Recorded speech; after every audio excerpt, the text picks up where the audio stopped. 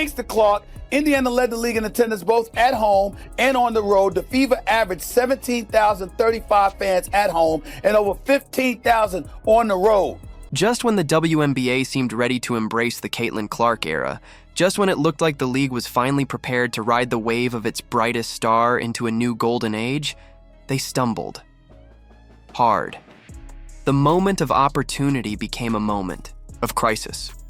And now, the person lighting the signal flare isn't a league executive or a head coach. It's Stephen A. Smith. Because when Caitlin Clark was sidelined with a quad strain, it wasn't just a setback for the Indiana Fever.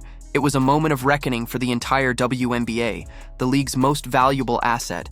The very heartbeat of its new momentum is now out for 2 weeks. And while most of the WNBA's official voices responded with polite silence and vague optimism, Stephen A. was having none of it.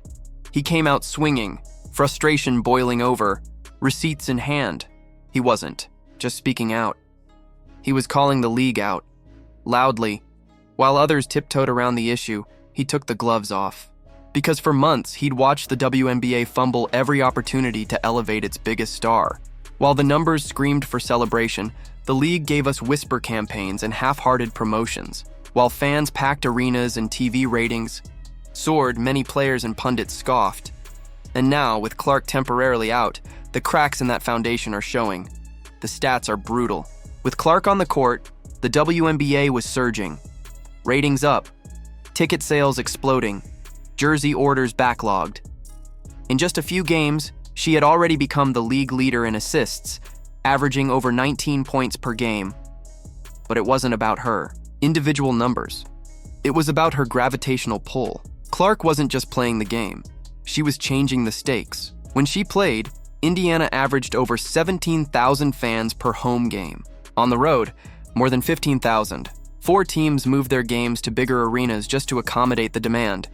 National broadcasts averaged 1.2 million viewers with her on the court.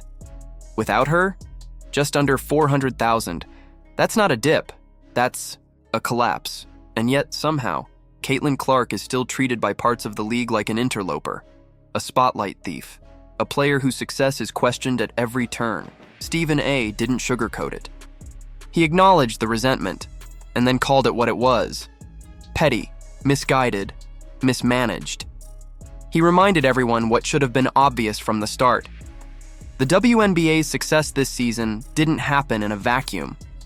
It happened because Clark arrived and brought millions of eyeballs with her. This was never about just basketball.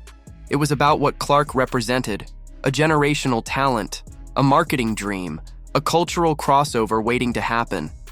But instead of rallying around her, much of the league responded with side eyes and subtle digs.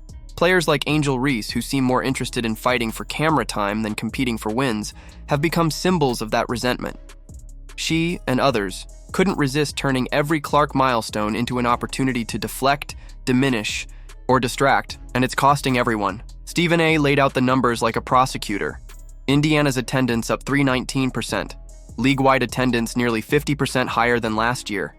Every single viewership record set this season involved Clark, everyone. He wasn't guessing.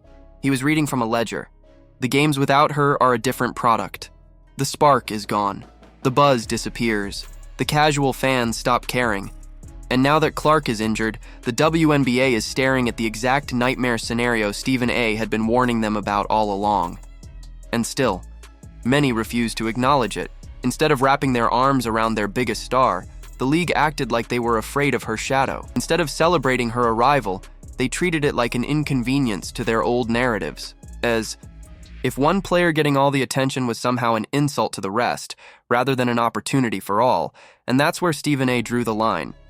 He wasn't just defending Clark, he was holding the league accountable for its lack of protection, for its silence in the face of cheap shots and hard fouls, for letting its most valuable player get knocked around night after night without stepping in.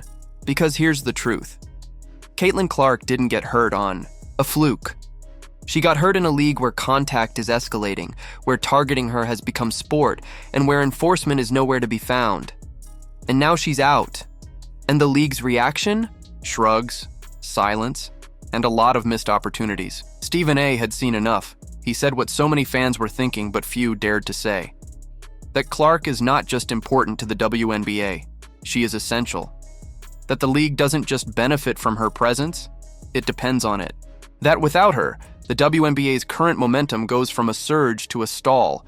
You can already see it happening. Games are being played in bigger arenas that are suddenly not selling out. Ticket prices are dropping. Entire sections are going unsold. Fans are openly saying they're not watching until Clark returns. And who can blame them? Clark wasn't just another rookie. She was the draw, the story, the must-see element. And when she's gone, so is that electricity. Meanwhile, players like Reese still believe they're in the same orbit, that they're equals in attention and impact. But the reality is clear. One player elevates the league. The other distracts from it. Stephen A. said it best. The resentment isn't about Clark as a player, it's about what she represents. A young white woman dominating a league that many feel has long been overlooked.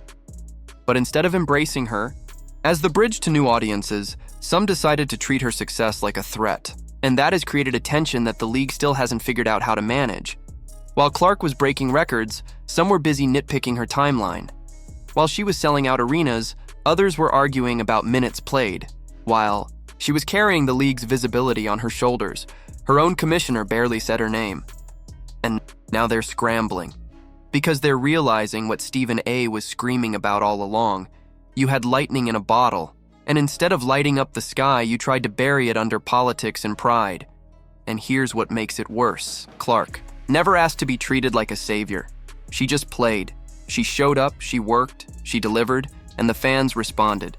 That should have been the story, but too many made it about something else. Now the league is facing its first post-Clark stretch in over a year, and it's ugly. The buzz is fading, the numbers are shrinking, and the narrative is shifting. Not because of a loss on the scoreboard, but because of a loss of leadership. The WNBA had the golden goose and treated her like a substitute. Stephen A. Smith has been the lone voice in mainstream sports willing to say it bluntly. He's watched as Clark transformed a league and got no protection, no celebration, no public support from the very people who should have been building around her. And now, the fallout is his proof. The Fever without Clark are just another team. The WNBA without Clark is just another league.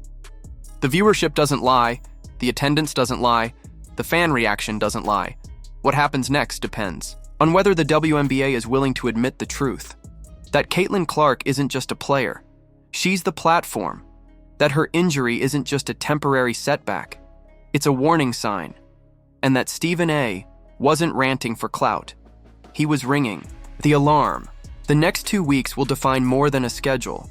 They'll define the league's self-awareness. They'll reveal whether this is a league ready to elevate its stars or one too afraid of the spotlight to use it. Because when your biggest draw gets sidelined and your house of cards starts to shake, you don't blame the wind. You blame yourself for not reinforcing the walls. If you agree with Stephen A., drop a comment below that says, "Baby goat over baby giraffe." Like the video, subscribe for more hard-hitting breakdowns, and hit that notification bell so you never miss what's next. Because the next ratings drop is coming fast, and when it hits, Stephen A. will be waiting with receipts.